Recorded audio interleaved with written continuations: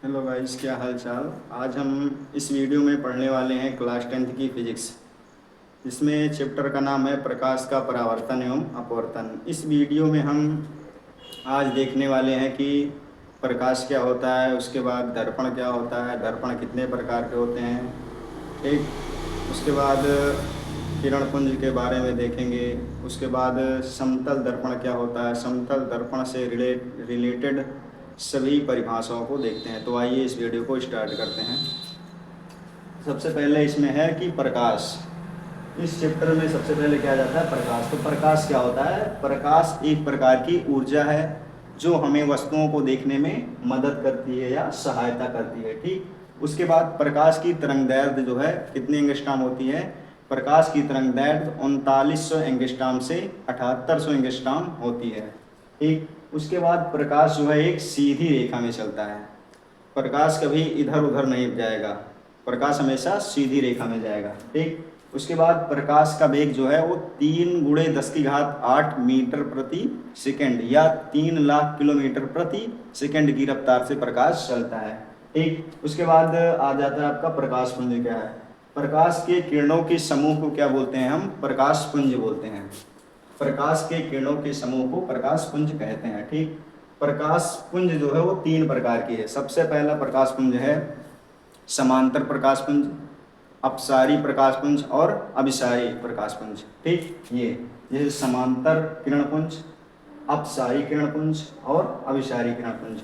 समांतर किरण पुंज क्या है कि यदि किसी प्रकाश के स्रोत से प्रकाश निकल रहा है, उससे निकलने वाली प्रकाश की जो रेखाएं होंगी वो एक समांतर दिशा में जाएंगे, ठीक। उसमें इधर उधर नहीं काटेंगे, ठीक।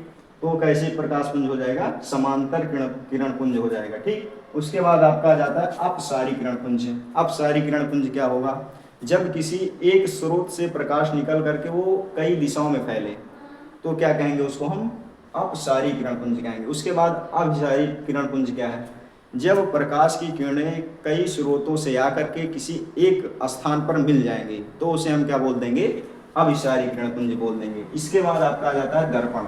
तो दर्पण क्या होता है? किसी आप कोई कांच ले लीजिए, या समतल दर्पण हो या किसी गोलीय कांच हो, ठीक, गोलीय कोष हो, उसके एक परत को जो है आप उसको पहले गोला होगा तो उसको काट लेंगे। यदि समतल है तो उसके एक पार्ट को जो है हम कलई कर देते हैं या उसको पॉलिश कर देते हैं, ठीक।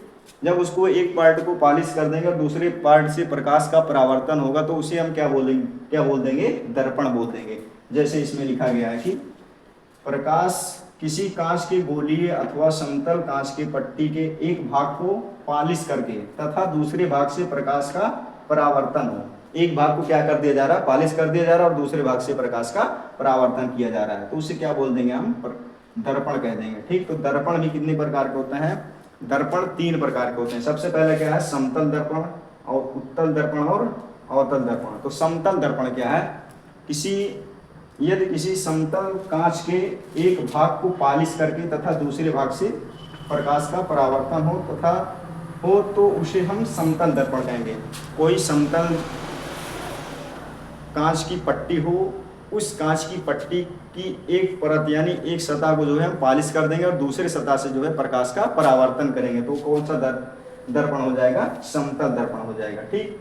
अब इसमें जो है इस चित्र के थ्रू हम इसमें कुछ रिलेटेड जो है परिभाषाएं हैं, पहले इस चित्र में समझ लेते हैं, उसके बाद जो है आगे जो एक एक करके सभी को समझते हैं। तो सबसे पहले आप एक समतल दर्पण बनाइए या किसी चिकने पृष्ठ, ठीक, उस पर आप कोई प्रकाश की किरण जो है उस पर आपतित करवाइए या उस पर मारिए।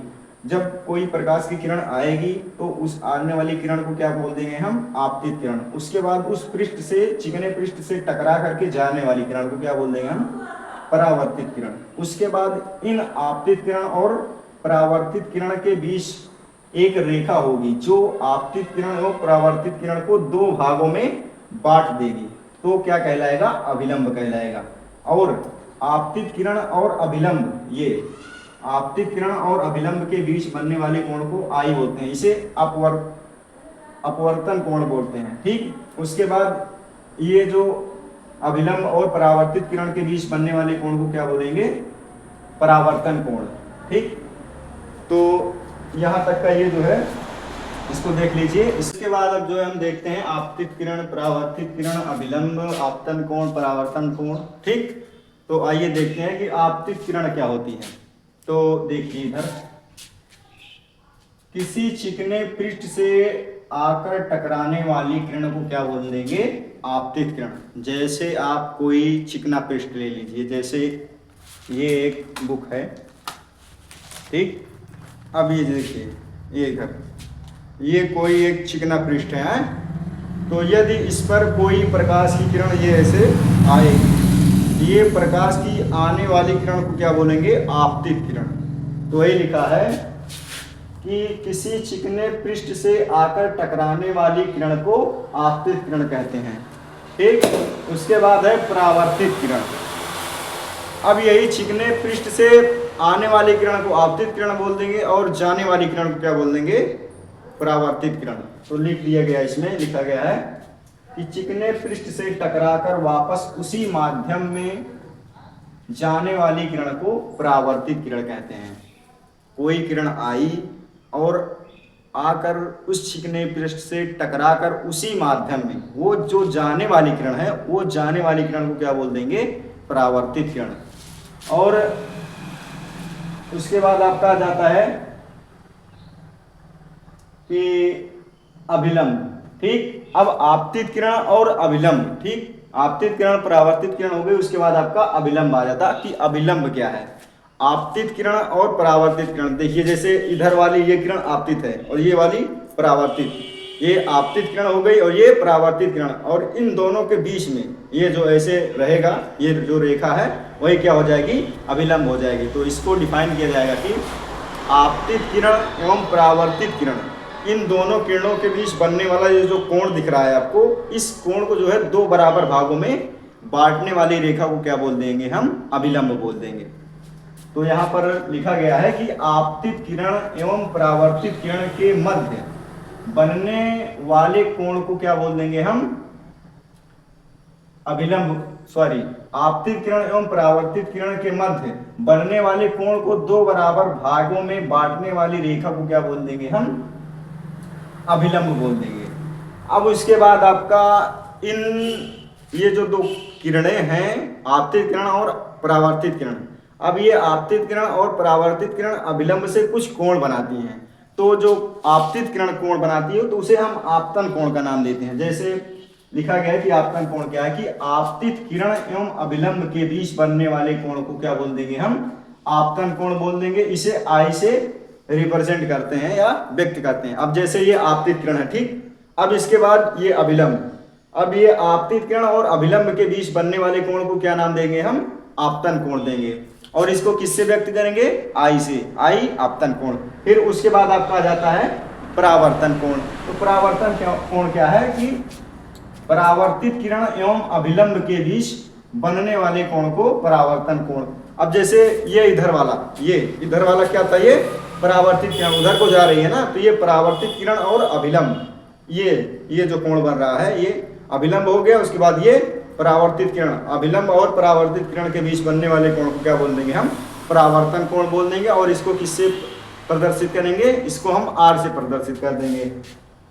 ठीक, तो उसके बाद इसमें कुछ परिभाषाएं हैं या कुछ महत्वपूर्ण तत्व हैं। जैसे समतल दर्पण से संबंधित कुछ महत्वपूर्ण बिंदु हैं। जैसे पहला बिंदु क्या है कि समतल दर्पण से बना प्रतिबिंब वस्तु की लंबाई के बराबर होगा। यदि आपका कोई प्रतिबिंब समतल दर्पण में बन रहा है तो जो प्रतिबिंब बन रहा है वो आपकी वस्तु के बराबर हो। यदि आप समतल दर्पण के सामने खड़े हो गए तो आप जितने लंबे रहेंगे उतना लंबा ही उसमें प्रतिबिंब बनेगा। ठीक, तो उसके बाद दूसरा क्या है कि मनुष्य को अपना प्रतिबिंब देखने के लिए अपनी लंबाई की आधी लंबाई के दर्पण की आवश्यकता होती है। यदि आपकी लंबाई 5 फुट है तो आपको पूरा प्रतिबिंब देखने के लिए आपको कितने फुट कांच की आवश्यकता होगी? तो आपके आधा, 5 का आधा कितना हो जाएगा? 2.5 फुट। तो आपको अगर पूरा प्रतिबिंब देखना है तो कितने ऊंचाई का कांच चाहिए या समतल दर्पण चाहिए? तो 2.5 फुट का चाहिए। ठीक, तो वही लिखा गया, मनुष्य को अपना प्रतिबिंब देखने के लिए अपनी लंबाई के आधे लंबाई के दर्पण की आवश्यकता होती है। उसके बाद तीसरा पॉइंट क्या है? समतल दर्पण से बना प्रतिबिंब आभासी एवं उल्टा होता है। समतल दर्पण जो प्रतिबिंब बनेगा आपका वो कैसा रहेगा, हमेशा जो है आभासी और उल्टा रहेगा। आभासी मतलब केवल आप आभास कर सकते हैं उसको जो है कुछ उसमें दिखे बना नहीं रहेगा, केवल आप आभास करेंगे, आप हट जाएंगे, उसके बाद वो भी प्रतिबिंब हट जाएगा। ठीक, उसी को बोलते हैं आभासी। उसके बाद आपका उल्टा बनेगा, यानी कि अगर आपका हाथ ये वाला इधर है तो वो उधर दिखाई देगा। ठीक, यही है उल्टा। उसके बाद क्या है, चौथा पॉइंट है समतल दर्पण में पर उतनी दूरी पर प्रतिबिंब बनता है जितनी दूरी पर वस्तु समतल दर्पण के सामने रखी होती है। यदि आप समतल दर्पण से 10 यानी कि कुछ ही मान लीजिए 2, 3, 4 फुट, आप मान लीजिए 5 फुट, यदि आप समतल दर्पण से 5 फीट दूरी पर खड़े हैं तो उसमें बनने वाला जो प्रतिबिंब होगा वो आपके और दर्पण के बीच जितनी दूरी है वो उतना दूरी पर प्रतिबिंब को भी बनाएगा। वही लिखे हैं कि समतल दर्पण पर उतनी दूरी पर प्रतिबिंब बनता है जितनी दूरी पर समतल दर्पण के सामने रखी होती है। ठीक, उसके बाद आपका 5वां पॉइंट क्या है, यदि समतल दर्पण से बना प्रतिबिंब को थीटा कोण से विस्थापित कर दे तो क्या होगा। यदि आप उसको थीटा कोण से विस्थापित कर देंगे तो बनने वाला, यानी सॉरी क्या लिखा है इसमें कि यदि समतल दर्पण से बना प्रतिबिंब को थीटा कोण से विस्थापित करने पर परावर्तित किरण 2 थीटा से विस्थापित हो जाती है। यदि आप जो है उसको थीटा कोण से विस्थापित करते हैं तो जो परावर्तित किरण है वो 2 थीटा से मतलब वो क्या हो जाएगी, विस्थापित हो जाएगी। ठीक, उसके बाद क्या है, छठा पॉइंट है, 2 समतल दर्पण के बीच बनने प्रतिबिंब की संख्या को कैसे ज्ञात करेंगे। तो ये सूत्र है, समतल दर्पण के बीच 2 समतल दर्पण के बीच बनने वाले प्रतिबिंब की संख्या क्या होगी। तो n बराबर होगा 360/थीटा हो जाएगा। ठीक, तो इतने चीज़ को जो है हम इस वीडियो में देखेंगे। इसके बाद अगला वीडियो जो हम अगले दिन अपलोड करेंगे। तो ऐसे ही हमारे चैनल पर बने रहिए। आप सभी से बच्चों से रिक्वेस्ट है कि इस वीडियो को ज़्यादा से ज़्यादा शेयर करें ताकि हमारे इस कंटेंट को सभी लोगों तक पहुंच सके। हाँ, मैं मानता हूं कि हमारा जो है अभी डिजिटल बोर्ड नहीं है, अभी हम इसी वाइट बोर्ड पर मेहनत करके पढ़ाई कर रहे हैं। इतनी गर्मी हो रही है लेकिन फिर भी गर्मी में जुटे हुए हैं। तो इसका मतलब यही है कि आप लोग बढ़िया से पढ़िए और हमारे वीडियो को जब आप ज़्यादा से ज़्यादा शेयर करेंगे तो आप कुछ हमारा भी दिल कहेगा कि नहीं ये हमारा वीडियो शेयर हो रहा, लाइक हो रहा, नहीं तो आप पसंद कर रहे हैं लोग, तो हम और मेहनत करके बनाएंगे। ठीक दोस्तों, तो इस वीडियो को ज़्यादा से ज़्यादा लाइक करें, शेयर करें और कमेंट करें। इस वीडियो में यदि आपको कोई गलती भी हो तो उसमें आप कमेंट में बता सकते हैं। ठीक, जय हिंद दोस्तों, नमस्कार।